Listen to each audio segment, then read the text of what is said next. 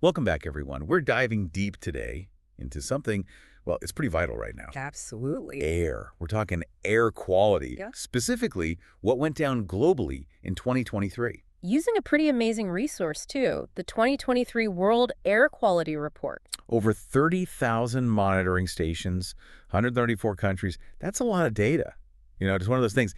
Air, we kind of take it for granted. Until there's a problem. Right. Exactly. And sadly, the problem is huge. Air pollution, biggest environmental threat to human health, full stop. Millions of premature deaths annually, a truly staggering statistic. So we're going to dig into this report, see what's up. Some interesting stuff in there, by the way. Oh, yeah. Some countries, not the usual suspects, really high on the pollution scale. While others making some real strides. But first, got to get the basics down.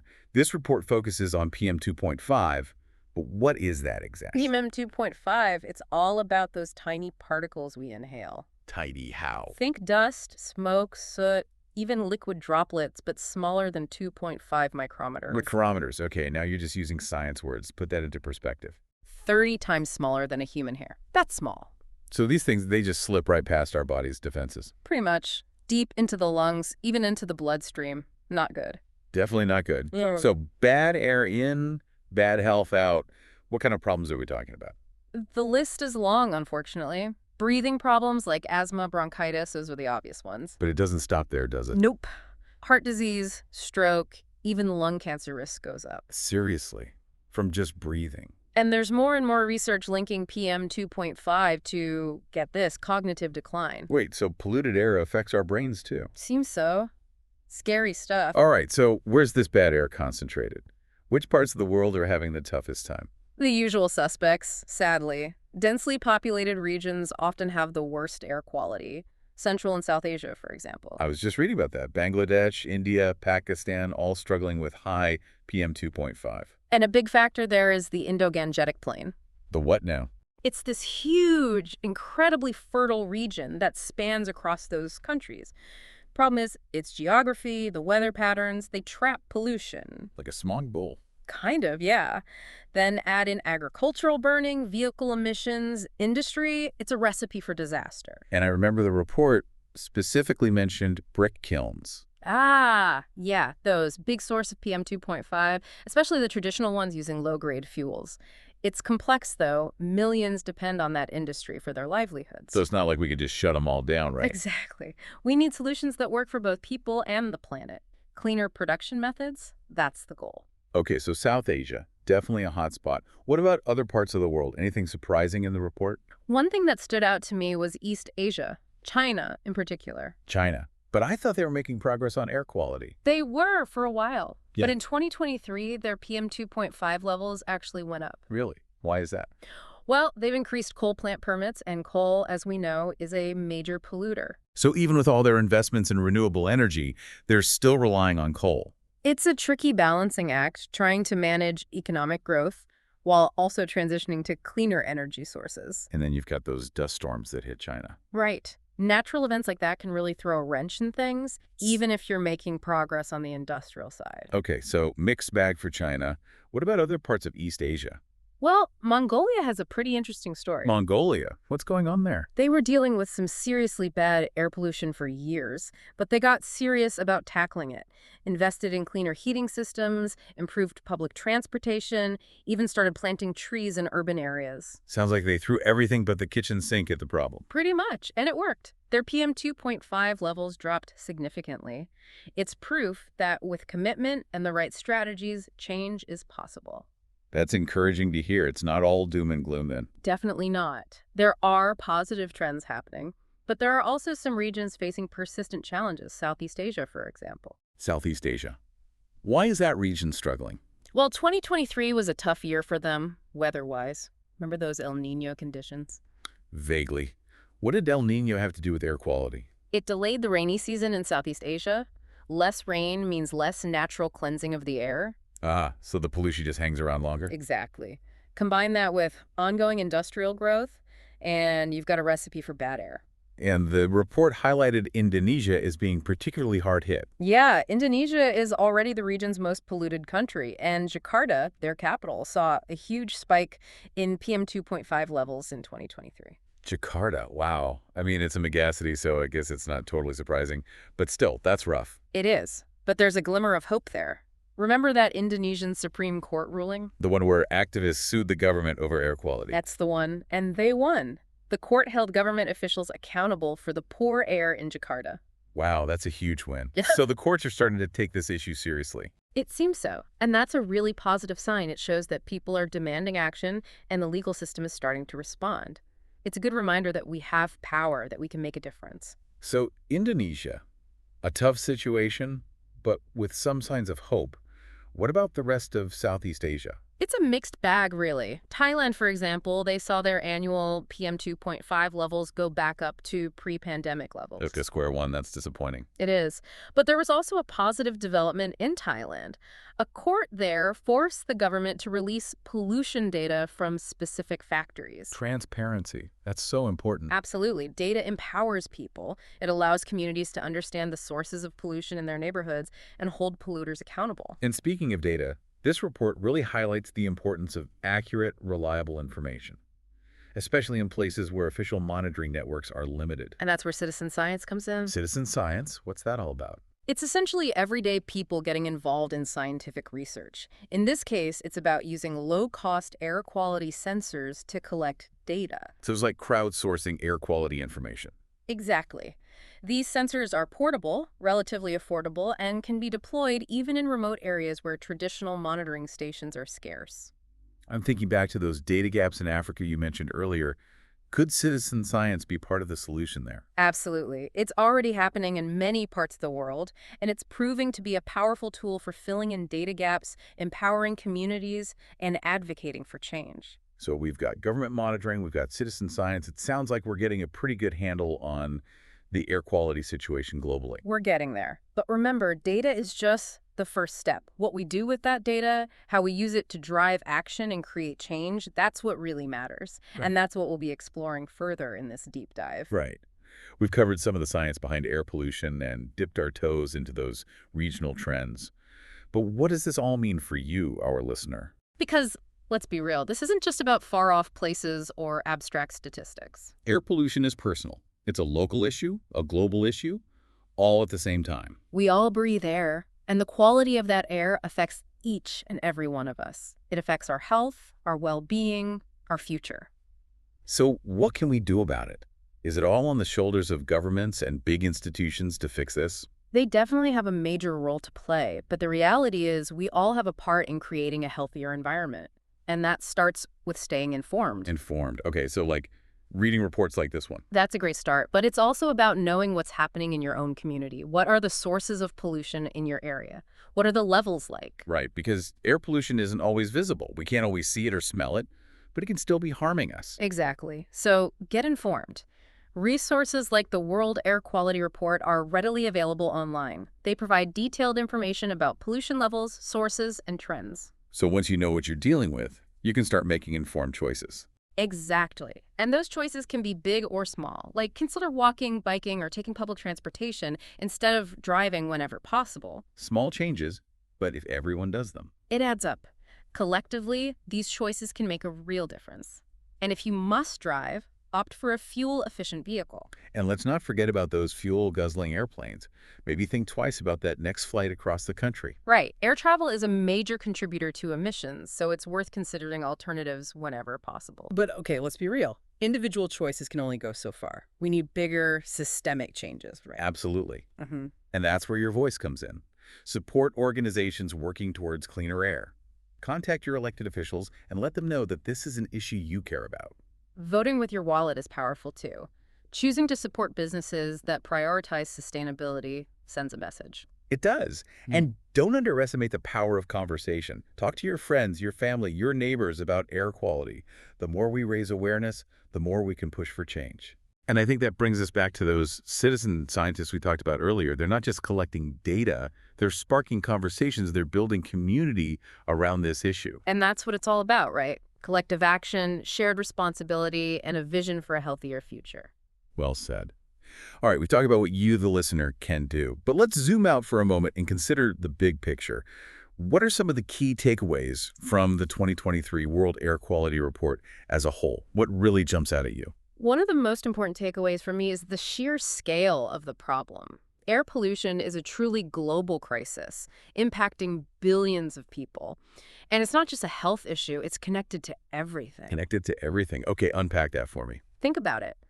Air pollution is linked to climate change, energy policy, urban planning, even things like poverty and access to healthcare. It's all intertwined. Wow, I never thought about it like that. It's like a giant web of interconnected issues. Exactly. And that means finding solutions requires a holistic approach.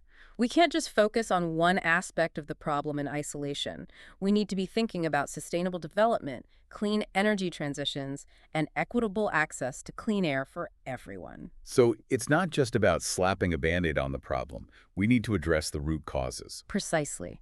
But it's not all doom and gloom. The report also highlights some positive trends and success stories. Oh, give me some good news. I need it. We're seeing progress in many parts of the world. Governments are implementing stricter regulations, businesses are investing in cleaner technologies, and individuals are making more conscious choices. We're seeing the power of collective action and innovation. So there's hope. There's always hope. We have the knowledge, the technology, and increasingly the global awareness needed to tackle this challenge. The report serves as both a wake-up call and a source of inspiration. Well said. And speaking of inspiration, one thing that struck me while reading the report was how it managed to weave in personal stories and anecdotes alongside all the data and analysis. That's what makes it so compelling, right? It's not just a dry collection of statistics. It's a tapestry of human experiences, challenges, and triumphs. It's those stories that bring the data to life. Yeah. Like that story of the Indonesian Supreme Court ruling. Activists successfully held the government accountable for poor air quality in Jakarta. It's a powerful reminder that change is possible. Absolutely. And the story of Thailand, where a court ordered the government to release pollution data from specific factories, that's a victory for transparency and a powerful tool for communities fighting for cleaner air. Right. And let's not forget about those citizen scientists we talked about earlier. They're not just collecting data. They're telling stories about their communities, their concerns, and their hopes for a healthier future. Those stories of resilience, innovation, and collective action are a powerful antidote to the sometimes overwhelming statistics about air pollution. They show us that we're not alone in this fight, that people all over the world are working towards cleaner air, and that even small actions can make a difference. Okay, before we wrap up this part of our deep dive, I have one more question that's been bugging me. We've talked a lot about air quality in 2023, but what about the future? Did the report give us any clues about what to expect in the years to come? The report doesn't offer predictions per se, but it does emphasize the importance of continued action and innovation. It also points to some emerging trends that could shape the future of air quality, both positively and negatively. Okay, I'm intrigued. Tell me more about these trends. On the positive side, we're seeing continued growth in renewable energy adoption. This is crucial because transitioning away from fossil fuels is essential for both improving air quality and addressing climate change. So more solar panels, more wind turbines, less coal and oil. Exactly. And we're also seeing advancements in electric vehicle technology, which has the potential to significantly reduce transportation-related emissions. That's good news. What about the negative trends? What should we be worried about? One concern is the impact of climate change. As the planet warms, we can expect more extreme weather events like wildfires and dust storms, which, as we've seen, contribute significantly to air pollution. Right, we saw that play out dramatically with the Canadian wildfires in 2023. And that brings us back to that interconnectedness we were talking about. Air quality, climate change, human health, it's all part of the same story. It is, and that means finding solutions requires a systems-level approach. We need to be thinking long-term, working together, and addressing these challenges holistically. So what can our listener take away from all of this? What's the big picture message? I think the biggest takeaway is this. The future of our air quality is not preordained. It's something we can shape through our actions, our choices, and our collective will. I like that. It's a call to action. A reminder that we all have a responsibility to be good stewards of our planet. And it's not just about individual actions, although those are important. It's about systemic change, policy shifts, and global collaboration. It's about demanding cleaner air for all.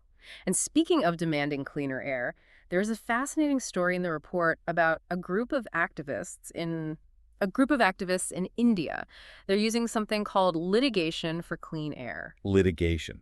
So they're taking legal action to fight air pollution. Exactly. They're using the courts to hold polluters accountable and force the government to take action. I mean, that's pretty bold. Is that even a thing? Yeah. Using the legal system to fight environmental issues. It's becoming more common. We saw it with that Indonesian Supreme Court case we talked about earlier. And it's happening in other parts of the world, too. So it's like if you can't win through policy or public pressure, take it to the courts. It can be an effective strategy, especially when other avenues have failed.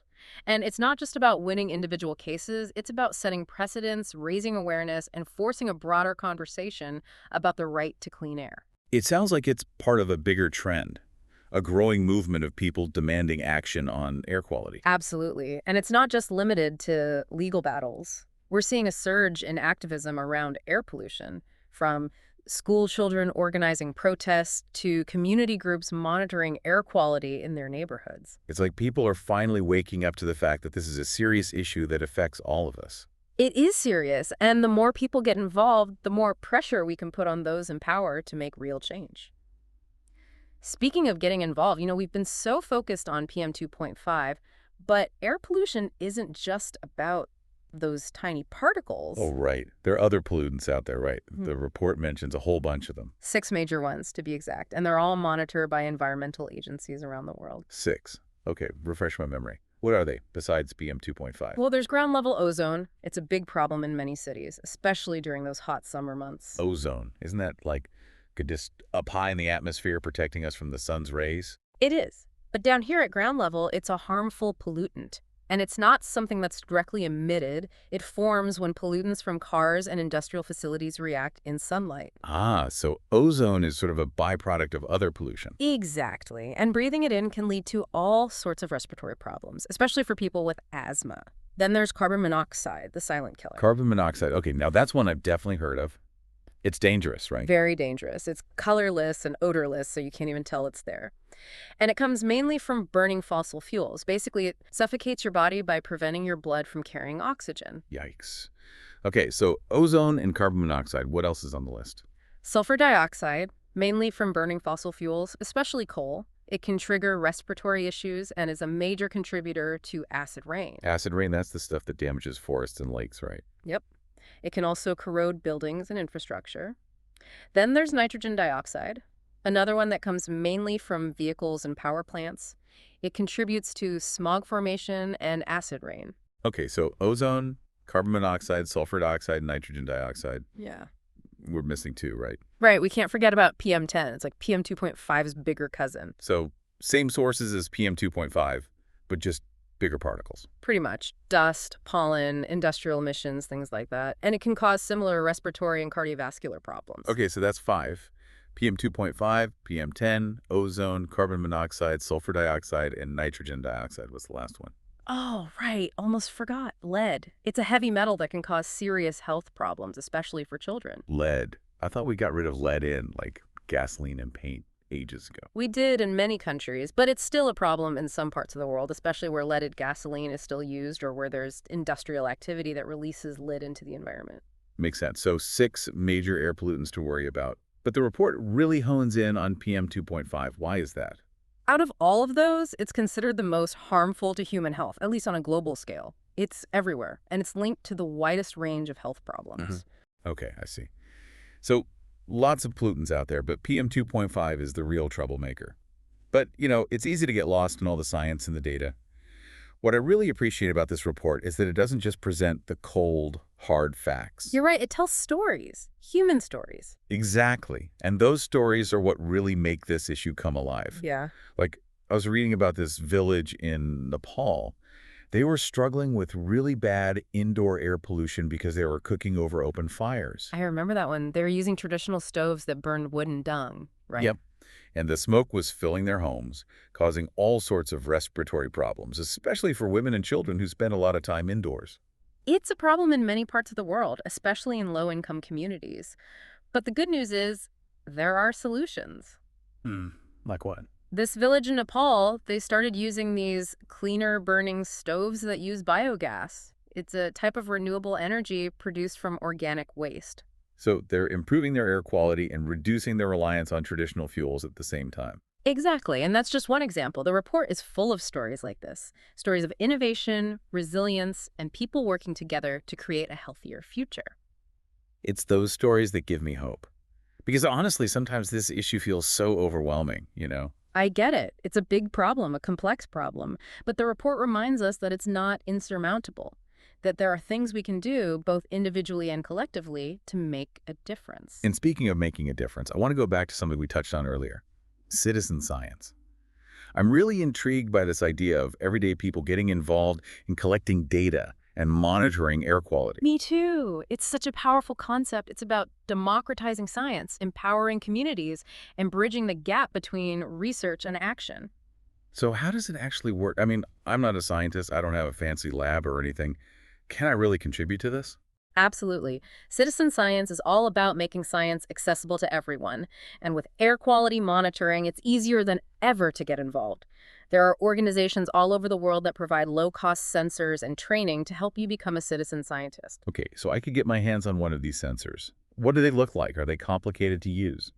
They're actually pretty small and user-friendly. Some of them are even designed to be portable, so you can carry them around with you and collect data on the go. So I could, attach it to my bike and monitor air quality as I ride around town. Exactly. And the data you collect can be uploaded to online platforms where it's combined with data from other citizen scientists to create a real-time picture of air quality in your community. So it's like crowdsourcing a map of air pollution. It is, and that data can be incredibly valuable. It can help identify pollution hotspots, track trends over time, and even inform policy decisions. Wow, I had no idea.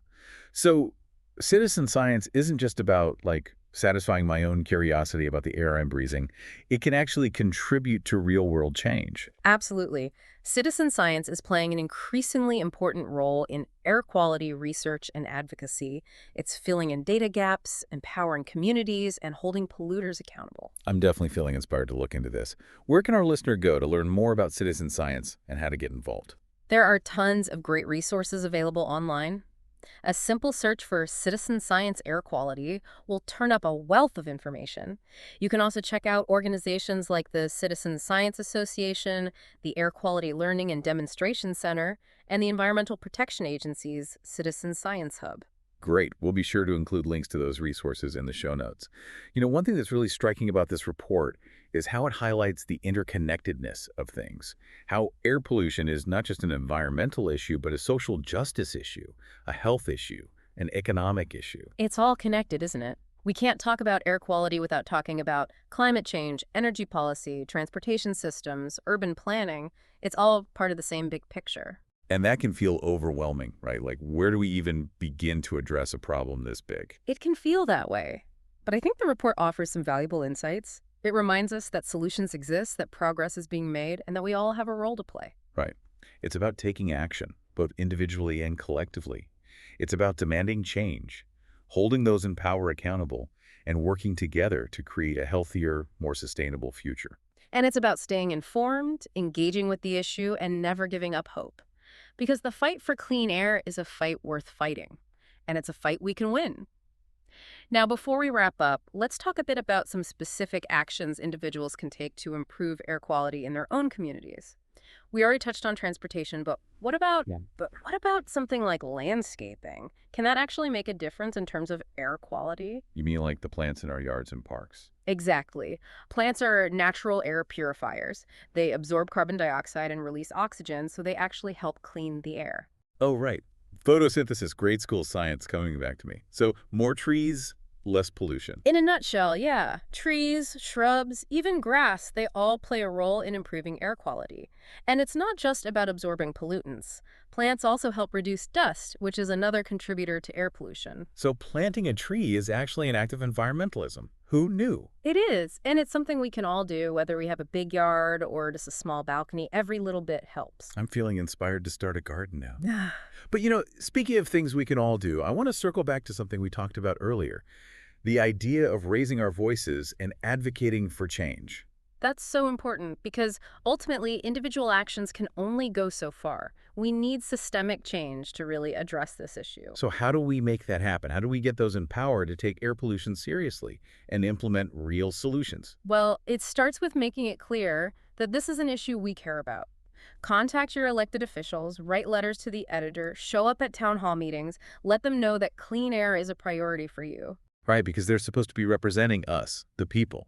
And if enough of us speak up, they'll have to listen. Exactly. And don't underestimate the power of voting. Support candidates who have strong environmental platforms and who are committed to addressing air pollution.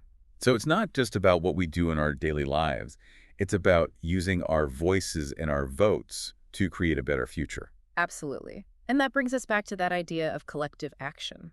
We need to work together to support each other and to never give up hope. Because clean air is a right, not a privilege. It is. It's something we all deserve, regardless of where we live, our income level, or the color of our skin. Well said. And that's a perfect note to end on. The fight for clean air is a fight for justice, a fight for equity, a fight for a healthier future for all. And it's a fight we can win, but we have to fight it together. So to our listener, we say this: stay informed, get involved, raise your voice, and never underestimate the power of your actions. Because we all deserve to breathe clean air. And that's a wrap on our deep dive into the 2023 World Air Quality Report. Thanks for joining us.